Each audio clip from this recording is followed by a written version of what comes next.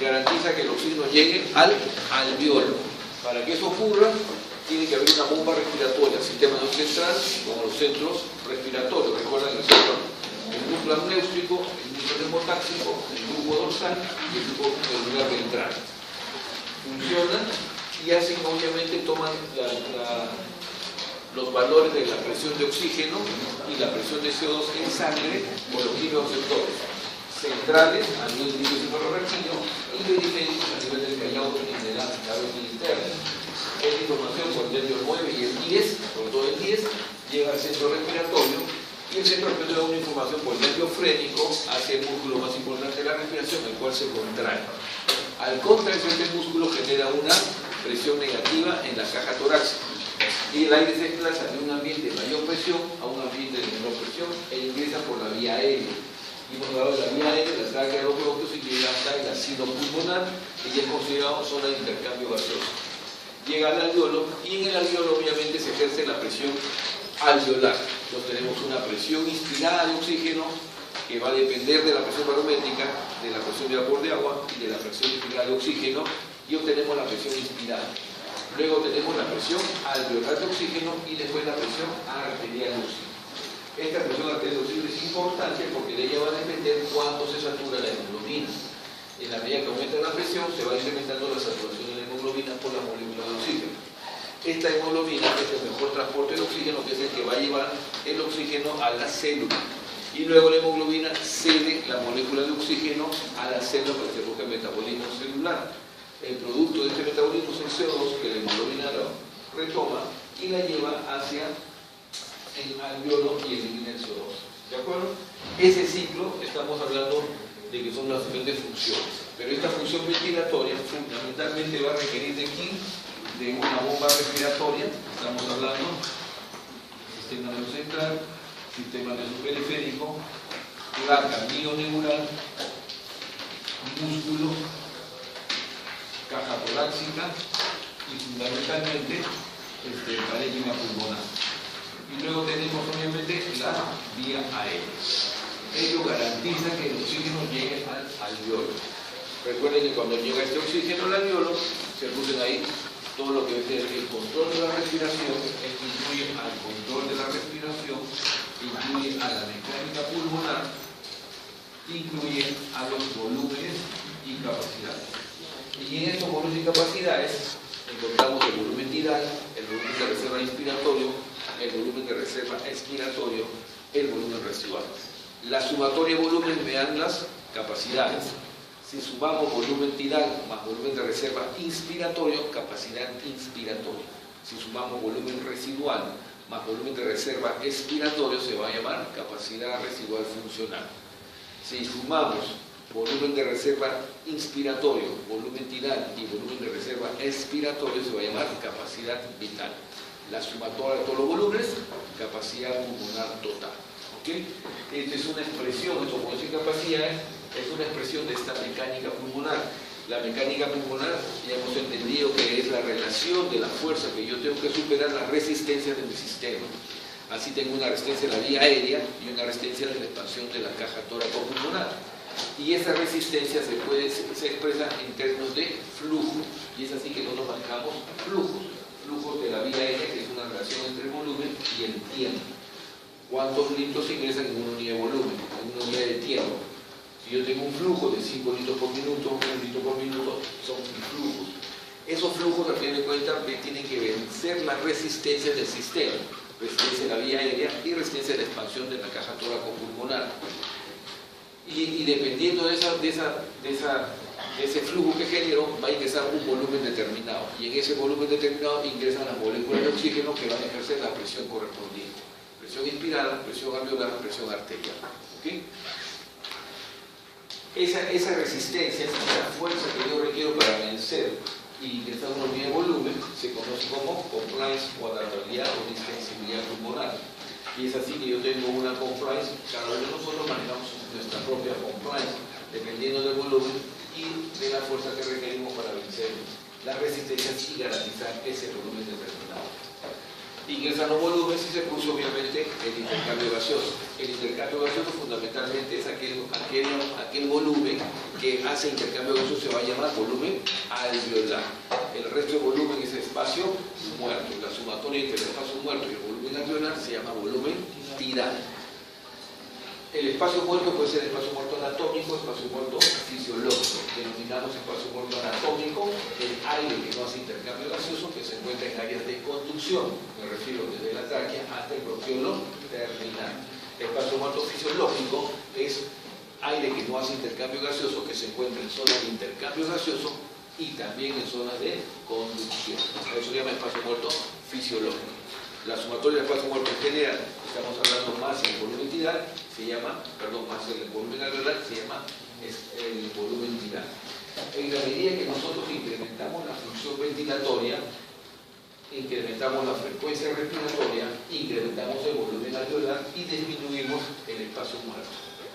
Cuando nosotros disminuimos la frecuencia respiratoria, disminuimos el volumen alveolar e incrementamos el espacio muerto. ¿De acuerdo? Y el incremento del espacio muerto está en relación al incremento del CO2. Por consiguiente, un incremento del espacio muerto me significa una hipercapnia, como una disminución del espacio muerto significa una hipocapnia. Las personas que hiperventilan, por consiguiente, hacen hipocapnia. Las personas que están en taquimnia o incremento de la frecuencia respiratoria hacen hipocapnia. Las personas que hipoventilan o bajan la frecuencia respiratoria hacen bradimnia, obviamente van a hacer hipercapnia porque incrementan el espacio muerto. ¿De acuerdo? Las hipercapnias, como las hipoxemias, estimulan el centro respiratorio para que éste incremente la frecuencia respiratoria con la virtud de disminuir la hipercapnia y con la virtud de, o con la intención de mejorar la hipoxemia. ¿Ok? Para ello tiene que haber una respuesta del centro respiratorio. Entonces, la función ventilatoria se va a relacionar mucho, se relaciona con la frecuencia respiratoria, pero fundamentalmente se relaciona con ¿quién? Con el CO2. Entonces, cuando queremos evaluar la función ventilatoria, tendremos que evaluar el CO2. En otra palabra, la presión arterial de CO2. ¿De acuerdo? Entonces, eso hemos trabajado en la función ventilatoria. Y hemos visto que los músculos que actúan, que la inspiración es pasiva, la inspiración es activa y la expiración es pasiva. La inspiración consume energía, la inspiración hace que dura menos tiempo en relación a la expiración. Durante la inspiración incrementamos el diámetro de la vía respiratoria y el volumen de aire ingresa en menos unidades de tiempo. Durante la expiración disminuye la luz del bronquio y por consiguiente la salida del volumen determinado lo hace en mayor tiempo. Es por ello que la expiración es mucho más larga y prolongada que la inspiración. Cuando las moléculas llegan al alveolo, estas moléculas van a tener que atravesar la membrana alveolo-capilar. Y recordemos que esa membrana alveolo-capilar tiene surfactante, tiene neumocitos tipo 1 y neumocitos tipo 2, ya saben la función de cada uno de ellos. Neumocito tipo 1, la función es intercambio gaseoso, y el neumocito tipo 2, la función es producir surfactante. El surfactante es un fosfolípido que se puso a partir del 7º nivel de la gestación, que está tapizando el epitelio alveolar para disminuir la tensión superficial intraalveolar y evitar que el alveolo se colapse.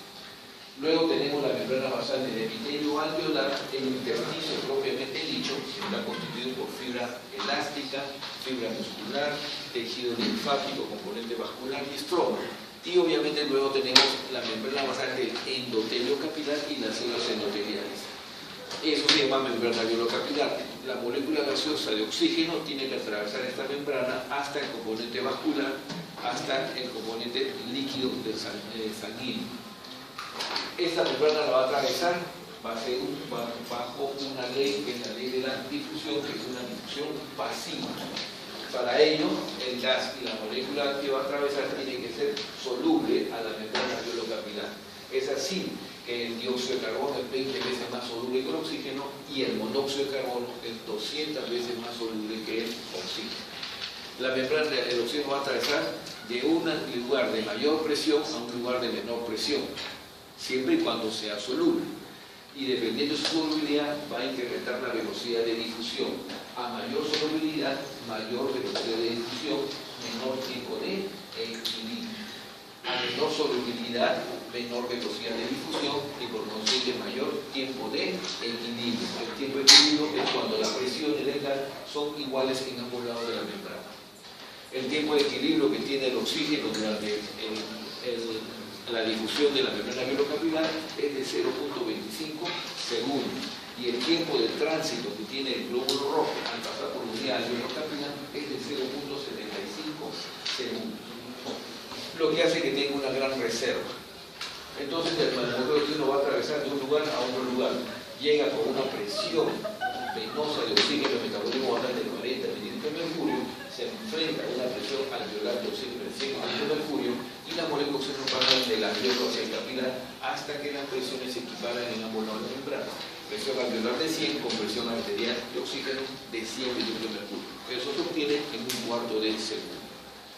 De ahí, con esa presión que se está incrementando en sangre, se está incrementando la saturación de la hemoglobina.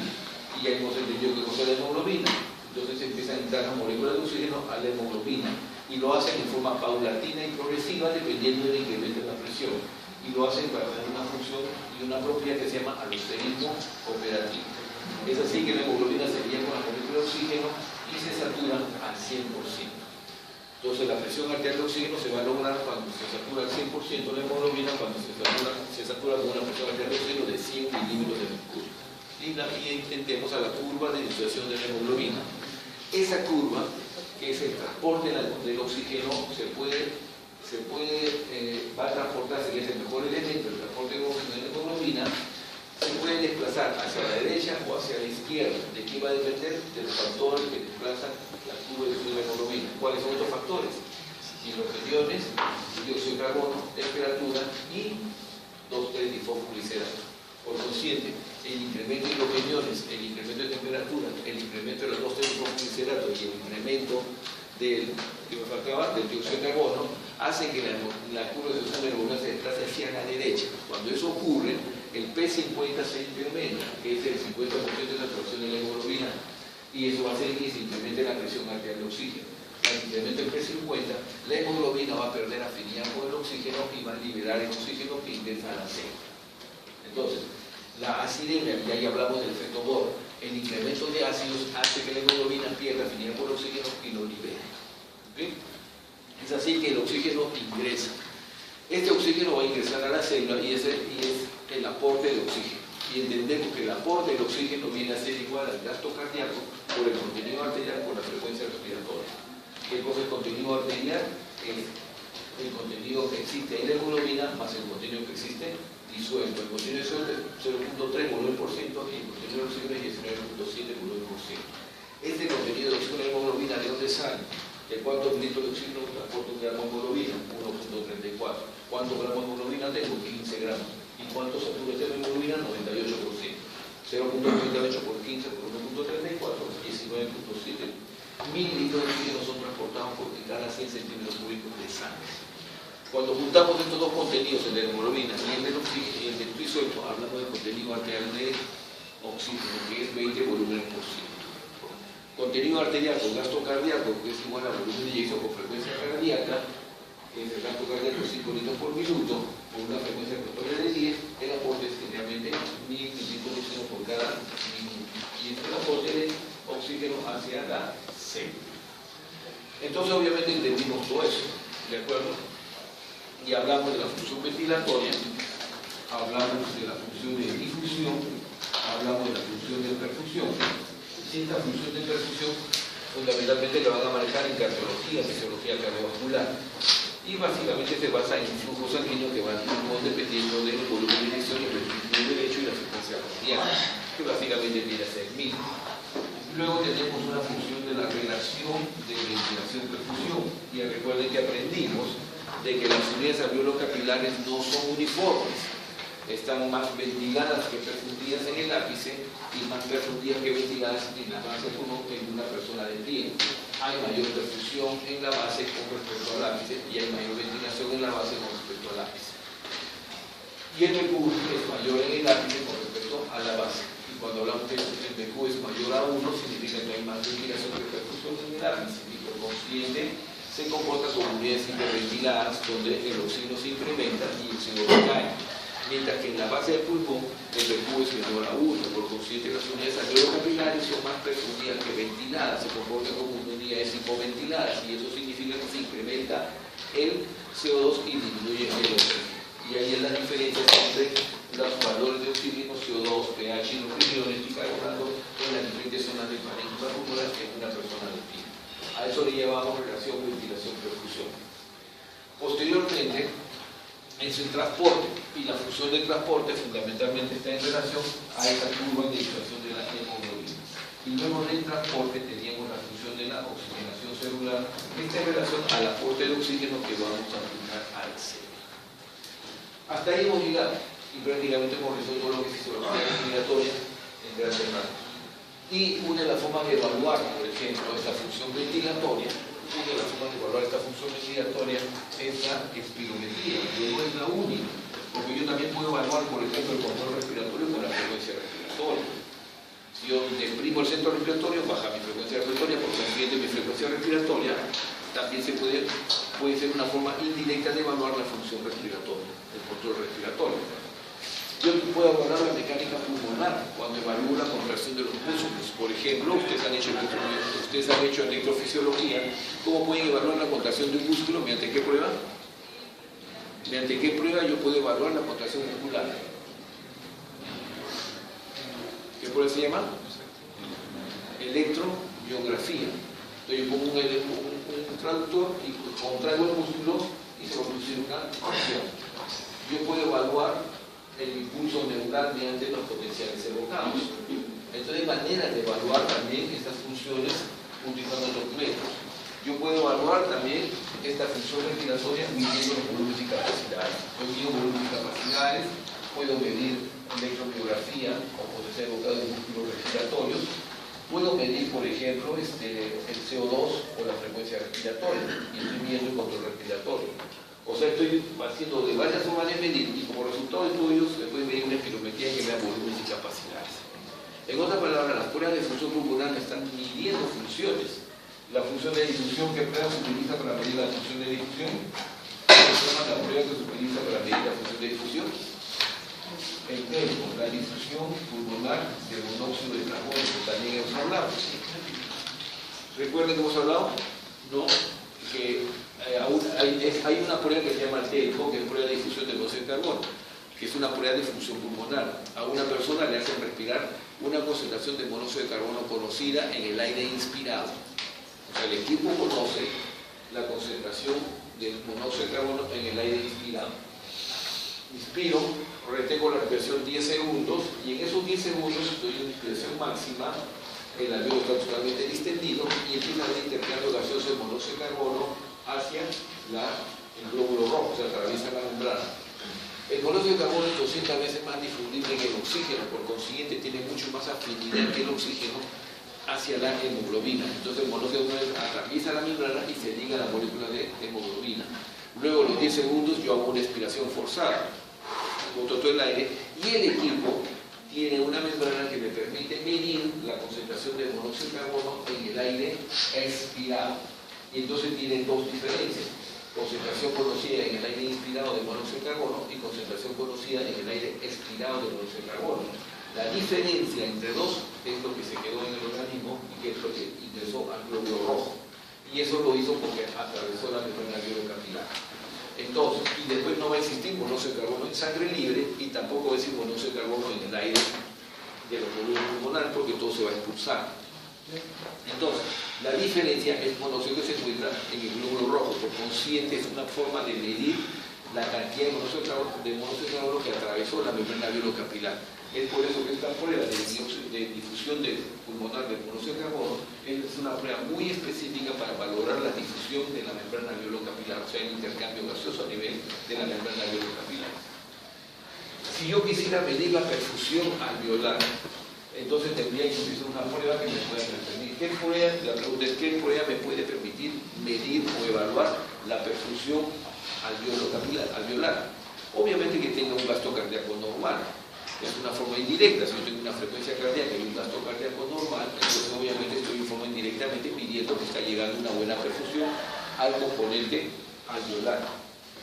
Pero también la podemos medir mediante una gammagrafía. Esta es una prueba gammagrafía de perfusión. Como que existe también una gammagrafía de ventilación, o sea, una gammagrafía de ventilación me puede medir también la función ventilatoria. Una gammagrafía de perfusión me mide la función de perfusión. ¿Qué cosa es una gammagrafía de ventilación-perfusión? Es un examen médico en el cual al paciente le ponen una sustancia de contraste conocida y le miden cuánta esa sustancia llega al pulmón, porque tiene una perfusión normal. Porque si hay una oclusión vascular, no se va a perfundir. Y por consiguiente la prueba va a tener un déficit de perfusión. Entonces la prueba que va a dibujar mis dos parénquimas pulmonares uniformemente pintados, uniformemente opacados por la perfusión a nivel de ambos campos pulmonares. ¿Qué pasaría si la prueba en una zona del pulmón no se ve perfundida? Se va a ver una zona clara de perfusión. Entonces estamos diciendo, porque está entrando por vía sanguínea, que esta zona está hipoperfundida. Estoy evaluando la función de perfusión. Y cuando evalúan la función de ventilación es igual, solamente que a la persona le hacen respirar por la vía aérea una concentración de aire, que es un elemento que respira la persona, le toman el examen y se le nota que el pulmón está todo ventilado por la misma sustancia. Entonces, obviamente, mi ventilación es normal cuando yo veo que todos los parénquimas se pintan al igualmente. Pero ¿qué pasaría si una zona del parénquima pulmonar solamente deja de pintar? Entonces diríamos que hay una zona que no se está ventilando adecuadamente. Estoy evaluando funcionalmente la función ventilatoria. O sea, la función ventilatoria en general la puedo evaluar de diferentes maneras. Existen pruebas para ello. Eso lo van a ver ustedes más adelante cuando hagan su curso de clínica fundamental. La relación ventilación-perfusión se evalúa obviamente con lo que estamos diciendo, una gammagrafía de ventilación-perfusión, básicamente. Entonces está evaluando las dos componentes. El transporte fundamentalmente lo evalúan con la hemoglobina y básicamente con la conversión de la hemoglobina. Cuánto satura la hemoglobina, cuánto es la presión arterial de oxígeno, cuánto es la presión venosa. Entonces ayuda a interpretar qué está sucediendo con el desplazamiento del oxígeno con la hemoglobina. Y por último, la oxigenación básicamente se mide con el metabolismo. Y el metabolismo lo podemos medir básicamente calculando aporte de oxígeno y calculando retorno de oxígeno, básicamente, ¿no? Entonces uno puede utilizar diferentes pruebas y protocolos para definir en dónde se está viendo alterado la enfermedad. Yo puedo tener una enfermedad X. Ustedes eso lo van a definir en clínica. Y me afecta a cualquier parte de estas zonas, la enfermedad. Primero que yo tengo que aprender a diagnosticarla. Cuando aprendo a diagnosticarla, inmediatamente doy un tratamiento para revertirla. Pero mientras que el tratamiento no sea efectivo, va a estar alterando funciones. Y yo tengo que ser capaz de que estas funciones las lleve a la normalidad. Entonces yo las voy a llevar a la normalidad antes de que el tratamiento concluya para evitar que el paciente no se muera, básicamente. Entonces uno tiene que manejar multidisciplinariamente y a diferentes enfoques. Tratamiento de la enfermedad de fondo, tratamiento de los cambios funcionales, tratamiento de los síntomas. O sea, es como, por ejemplo, yo tengo fiebre y tengo una faringitis. ¿Quién no ha tenido una faringitis acá? Nadie, todo el mundo la ha tenido, ¿sí o no? Todo el mundo en algún momento de su vida ha tenido un resfrío, ¿de acuerdo? Y ha tenido una faringitis, un dolor de garganta, se han puesto afónicos, etc. Han hecho fiebre por un momento. Entonces, han prestado un síntoma como la fiebre, han prestado un síntoma general como la fiebre, porque yo puedo tener una faringitis, hago fiebre, puedo tener una neumonía, hago fiebre, puedo tener una infección urinaria y hago fiebre. Puedo tener una infección cutánea y hago fiebre, una celulitis. Puedo tener una infección digestiva y hago fiebre. O sea, la fiebre es un síntoma general. Pero después yo tengo síntomas localizados, como por ejemplo el dolor de garganta, por ejemplo el canto de voz, como por ejemplo el ardor al orinar, una infección urinaria, como por ejemplo un síndrome diarreico en una infección digestiva. O sea, tengo un síntoma general y puedo tener síntomas localizados. Pero tengo la diarrea y tengo la fiebre. A mí me va a dar un antibiótico para controlarme la infección, pero la fiebre me la tiene que bajar y la fiebre no va a bajar inmediatamente con la sin antibiótico. Yo generalmente el antibiótico va a ser efectivo en 3 o 4 días y en esos 3 o 4 días ¿qué va a pasar? Mientras que el antibiótico sea efectivo. Yo puedo estar con, si soy un niño que está con una fiebre de 44 grados centígrados, o sea, haciendo una hipertermia, puede convulsionar por la fiebre y puede hacer muerte cerebral y puede tener alteraciones cerebrales, un recién nacido que convulsiona a los 3 meses de edad. Entonces vamos a un daño cerebral. Entonces yo no puedo permitir que la fiebre esté manteniendo, no bastó solamente darle el antibiótico, porque la primera dosis del antibiótico no le hace nada, recién va a ser prácticamente el tercer día. Entonces mientras tanto tengo que bajarle la fiebre. Y tengo una fiebre alta, tengo que bajarla inmediatamente y empiezo a usar estrategias para bajar la fiebre. Entonces trato los síntomas, porque si no hago eso, se me va a morir. ¿Entiendes? Como quien da espacio y tiempo al antibiótico que da efecto. Pero resulta que no solamente el problema de la fiebre, de repente está deshidratado. Y al estar deshidratado, porque como estaba con fiebre y estaba con vómitos y diarrea, se deshidrató el niño. Y al deshidratarse con un disturbio hidroelectrolítico, el sodio, el potasio, todo se alteraron. Y el niño se puede morir por eso. ¿Acaso darle el antibiótico resolver el problema? No. Tengo que tratar también los eventos que responden el ritmo de vida y las alteraciones funcionales. Entonces tengo que hidratarlo y tengo que hacer un balance hídrico y tengo que hacer una reposición de electrolitos y tendré que calcularlo. O sea, no me bastó darle un medicamento para la fiebre, no me bastó darle solamente el antibiótico, sino que también tuve que corregir el daño funcional que estaba ocurriendo en el niño para evitar que se muera. ¿Me entienden la figura? Lo que estoy tratando de explicarles es decirles de que no solamente es tratar la enfermedad de fondo con el medicamento adecuado, sino también tengo que tratar los alrededores. Porque muchas veces me van a morir por esos eventos. Yo tengo una neumonía y llego a insuficiencia respiratoria. Llego a la emergencia ahogándome. ¿Me van a dar antibiótico? Correcto. Pero eso garantiza de que ya no voy a ahogar y no me voy a morir en las 24 horas. No. Me puedo morir. A pesar de que me está dando el adecuado antibiótico. ¿Qué me tienen que hacer? Corregir mi daño funcional. Entonces, ¿dónde está el daño? Y voy a corregirlo. Pero para identificar dónde está el daño, ¿cómo lo hago? Lo mido y lo evalúo. Y digo, tiene una espirometría baja. Bueno, pero la neumonía también me da una espirometría baja. Voy a ver cómo está pues, el transporte de oxígeno. Ahí está abajo. Entonces voy a corregir el oxígeno, la presión arterial de oxígeno, y así sucesivamente, y empiezo a definir dónde está el problema para empezar a corregirlo en el cuadro. ¿Okay?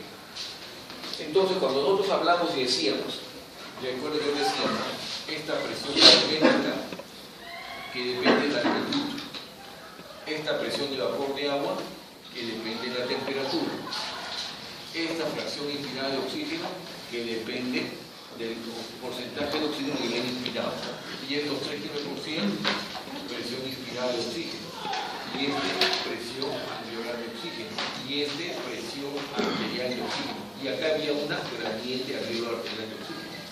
Esta presión arterial de oxígeno que había saturaba saturación de oxígeno, y la saturación el contenido de oxígeno en la hemoglobina, y era el contenido arterial de oxígeno, que era la sumatoria del contenido de oxígeno en suelo, y está en relación a esta presión de oxígeno. Este contenido de oxígeno en la hemoglobina líquida va a depender mililitros de oxígeno por cada gramo de hemoglobina y saturación de la hemoglobina disacada. Entonces, obviamente, si yo sé eso en fisiología, entonces este contenido contribuye el aporte de oxígeno. El aporte de fuera contenido más gasto cardíaco por frecuencia respiratoria. Y gasto cardíaco era volumen de eyección por frecuencia cardíaca. Y de esta manera yo doy oxígeno al centro. ¿De acuerdo? Entonces, si yo tengo que corregir un daño, ¿dónde lo voy a corregir? La persona automáticamente frente a la hipoxia celular va a hacer mecanismos compensatorios. ¿Cuáles van a ser? Intervenir en frecuencia respiratoria como un mecanismo compensatorio. ¿Qué más voy a hacer? Incremento de frecuencia cardíaca, que es está aquí. Y llego a la emergencia así, ¿no? Frecuencia cardíaca 120, frecuencia respiratoria 40. Por algo es. Porque me está diciendo, como me falta oxígeno, esta zona está sufriendo, tengo que compensar o aumentar la frecuencia respiratoria, porque es el mecanismo compensatorio. ¿Ok? Entonces, uno agarra ese correcto. ¿Cómo yo puedo hacer que baje esta frecuencia cardíaca y baje esta frecuencia respiratoria? ¿Y cómo puedo hacer yo que incremente este aporte de oxígeno? Esa es mi primera respuesta. Entonces digo, hay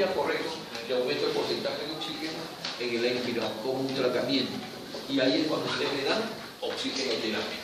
Entonces le dan un paciente oxigenoterapia. Con esto que logro que aumente la presión inspirada, logro que aumente la presión inspirada, logro que aumente la presión alveolar, logro que aumente la presión arterial, aumenta la saturación, aumenta el contenido oxígeno, aumenta el contenido arterial, aumenta el aporte y obviamente aumenta el oxígeno. Y hago que esta frecuencia y esta frecuencia cardíaca se empiecen a disminuir, porque ya estoy reduciendo. Eso es lo que están haciendo. Resulta que el paciente también está con 8 de hemoglobina. Entonces, ¿qué hago?